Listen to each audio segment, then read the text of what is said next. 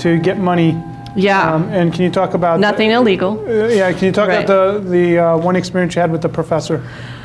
Yeah, we had, college, as you can imagine, was definitely a fish out of water experience. And I think any entrepreneur can relate to that. When you go to big kind of corporate functions or big town events, you feel like, what am I doing here? Do I belong? And college was no exception, but I kind of knew the end game. Get out, get that degree. I had a very dear professor that said, you made it out, kid. Just all you got to do is run the obstacle course and get that magic piece of paper. So it was anything to pay that tuition bill before they threw me out of the dorms. And one professor in particular prided himself as what you call a weed out class, which anyone that's been to a school like this knows. And they prided themselves on being able to Explain fail. what a weed out class is. Basically, if you can make it through this class, we'll let you through the rest of the program, but we want for a bunch of kids to fail to kind of wake them up. You know what I mean? It happens a lot in medical schools, business schools. They want you to be challenged. It's kind of an archaic process, but it still happens. And this one guy, it was a statistics class, but I won't tell you his name, though he's probably still there.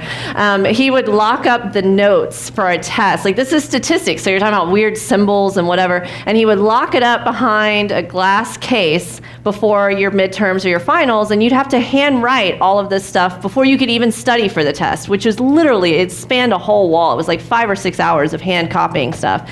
And one of my side jobs was medical transcription, in addition to bartending and waitressing and secretary and anything else I could do to pay the bills. And so I was like, I'll just get my medical transcription equipment and I'll just sit here and I'll type it up and blah, blah, blah. And so I did, and I had this nice handwritten packet, and then we walked by. It was me, my husband, his roommate, and we were like, he was still my boyfriend at the time, and we're like, hey, for $50 you could be done, like, if you want a copy of this. That not only paid for my tuition that year, we had a nice Christmas.